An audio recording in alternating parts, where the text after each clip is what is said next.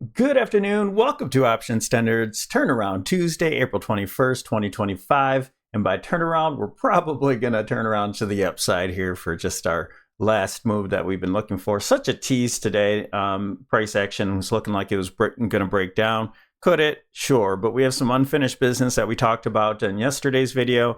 And with members, there's certain names that we have that we looked at, Broadcom, NVIDIA, plenty of names that still have upside potential. And by upside, I mean very just minuscule. You know, you can either sit on your hands, or I threw on a couple real short-term trades going into tomorrow, and we'll leave it at that. So those are in the Discord. We're doing this intraday at almost 2 p.m. Eastern Standard Time. If you want to get into the Discord and or get these videos early, consider becoming a YouTube supporter. It's $3 a month. Not much to ask, and just to support the channel. And then if you want to get the further videos that are a lot more intense and educational, then consider it's a $10 per month. Or you can pay $90 on Patreon for the full year and get like 30% off or so. I didn't math that. Okay. So let's jump into it. We have SPX. We're going to go through this real fast. We're only going to go through SPX and the VIX, and mostly just to check the indicators in the breadth of the market here. So checking out, just looking at the surface, the put to call ratio, you know, it's not completely bearish, but it's starting to rise a little bit here. And then looking at the advanced decline and the breadth of the S&P, and trend, not completely bearish, it's still in a bullish territory, and slightly negative on the other indicators here. So, and we're still hanging around that 50% area for the stocks that are above their 50, 100, and 200 day moving averages. Okay.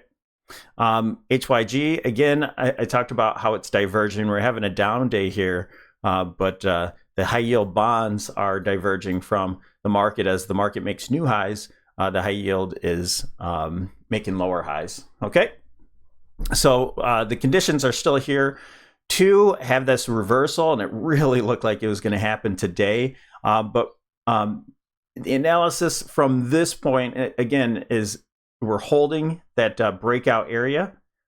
This was a flat pattern, and you'll see that on the 65 when I show you. I might go down to the 15 if we can't see it very well, but yesterday we had the A wave. B wave is where we gapped up, and we're ending off with the C wave down lower, testing the gap here. Okay, so let's close this up. Again, the dollar, 10-year, oil, all up today, clearly giving us the market a little bit of a scare shot across the bow, if you would. So let's look at some of these indicators. We have the moving averages finally starting to catch up here on the 8 EMA. So if you think about that, the flat pattern makes sense because it's a time wasting pattern, and that's what it's doing, is kind of consolidating here, waiting for the 8 EMA. Okay, so looking at RSI, we're overbought here, coming down for these conditions, and what we're going to look for is a slight lower high if we can make a higher high in the market on the daily time frame, and we'll be looking for divergence on that 65 as well. Again, we'll go through that. Okay, not quite, almost there. Well, I mean, technically, we'll see where we end up at, but yeah, above 80 right now. You see it ticking right back above. So it looks like we're testing that 80 line. We're going to curl up here. We probably will see some divergence here if we make a new high in the market, but no sell signal here yet.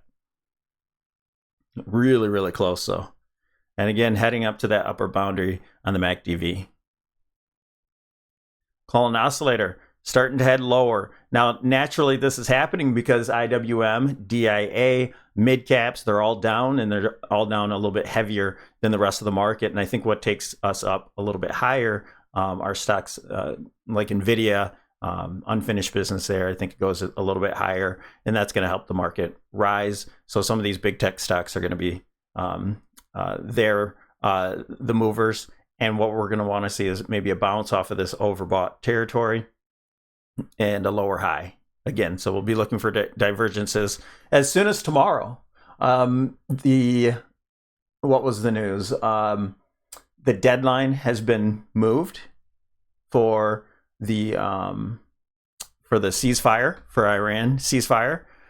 I'm not much for fundamentals, but I know that there's, a lot of people like the storylines on it. So and we need to know when catalysts are. And so instead of tonight being the catalyst, meaning at midnight, it's been pushed over to after close on Wednesday. And so that's going to be a big deal too. We'll do a video on Tesla, which is after the close tomorrow. We'll do a video on that tomorrow after the bell. But that will be for members, so make sure you check us out, okay? I want to see you in the Discord anyway.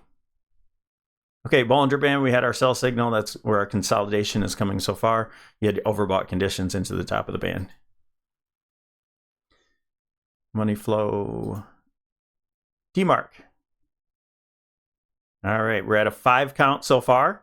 Could this last another 3-4 days? The 9 count doesn't have to be the very top.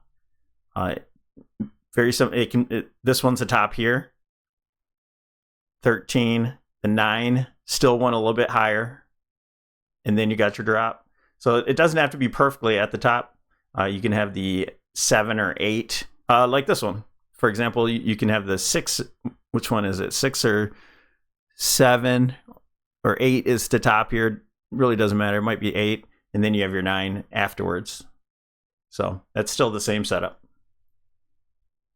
Elliott oscillator still in the green. No sign there of a reversal. Let's go to the VIX. All right, put on our moving averages here, and we clearly have the low here in the VIX so far. And again, like I said, I wasn't sure if it would happen today when we were talking yesterday about back testing this 200 moving average. The VIX doesn't seem like it wants to pull back at all, but it potentially, if we get a new high tomorrow, we could see the VIX down a little bit lower, or at least like an inside day or such. To me, this looks like a one structure here, and then that might correct. But we're looking for a positive structure here. So no real higher low yet from this point of view. We'll check out the 65. Maybe that will tell us something different. Okay, so we back tested the wedge, this former wedge that we broke out of before. Now we're back testing. We held on to this new channel. So I have a channel in the blue here that we'll be monitoring here. I still haven't put this gap in. I'll keep the gap there. It's a big gap to close. Does it happen immediately, after we find a top in the market, or do we gap over it? Lots could happen here. So I suppose that's a huge catalyst coming into Wednesday after the bell, and we'll check it out on Thursday morning. But just like this happened overnight, the same thing could happen. This could be an island gap. So just be aware of that. I'm not saying it has to happen, but just be aware. Okay, let's go to SPY on the 65.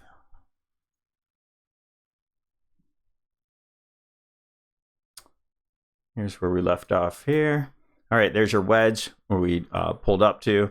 And here's the 23.6 from. I took that from this peak right here, or excuse me, that trough right here. And we were anticipating going up higher first. Still, we hit that 23.6 from this point of view. So is this structure complete?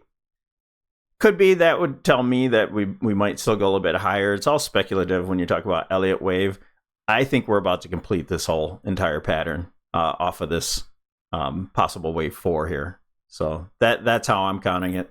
If you're interested, I think we're going to be done after this move here.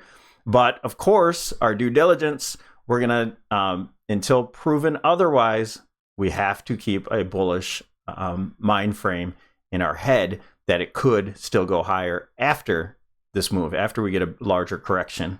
Okay? So we'll be keeping an eye on that. But the first cracks in the market will be us breaking back into this megaphone. All right. And then after that, we have some other ones that we'll bring up in the near future. our weekly SMA, our monthly 8 EMA and such. So we'll bring those back up later on. We don't need them really right now.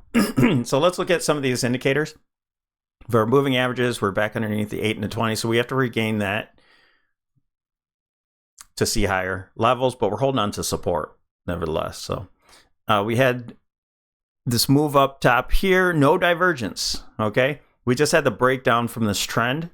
So a nice little correction here, back down to the 50 area, and we'll be looking for a lower high at some point coming up tomorrow. I suppose it should happen tomorrow because the catalyst is Wednesday night, okay? All right, so why didn't we break down today? Well, because of the so stochastic already cycled through. You had unfinished business to the upside. Our MACD, we're getting that sell signal here, but I think we'll move back up and get a negative divergence. Okay, no divergences. We don't have to have divergences, but it certainly is common, especially when you have a huge move like this. Okay, so there's your flat pattern. Couple different things. I didn't do this yet. Let's go to the 15, and then I'll go finish those rest of those indicators. So here's an ABC for an A, ABC for B, and then an impulse wave down to complete this move. All right, and then you can measure it out. I'm guessing that it's probably symmetrical just by the look of it. So you have your extension tool here, or you could just use a regular line and move it over. But there's your A, and then you take the top of C here, and B. It moved a little bit past the 100%, but it held on to it pretty quickly within the hour. So that's very common for that move. So just about symmetrical, a little bit past. I think that move is done. And we go just a little bit higher. So there's your classic flat pattern. All right.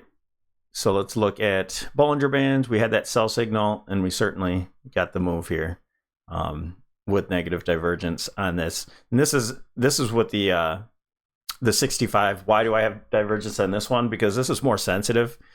On the 65, I believe it's 6 candles. So on my regular everyday kind of cockpit view, I have the 65 and then the 5 minute next to each other. But I have a 6 on here. And this 6 for the RSI would be appropriate for 6 candles per day. Okay. So I hope my math is right. And yeah, I'm pretty sure. So, okay. So there's your Bollinger Band. We have money flow. We have the negative divergence here, and we'll look for the same thing to happen again at another pivot there for another divergence. And volume shelf, DeMark. So no real count, no setup here. We did have the 9.9, went up a little bit higher, and now we're getting our correction. Elliott oscillator starting to come down again. I do think we'll have another divergent high here. Okay. All right, let's check out the VIX, kind of see if on the 65 what we have going on. And yeah, you see how it's it looks like an impulse. We have a 1, 2, 3, 4, 5. My guess is that there's divergence on this last move here. No, not true. Maybe a little bit. But the thing is we don't have a higher low.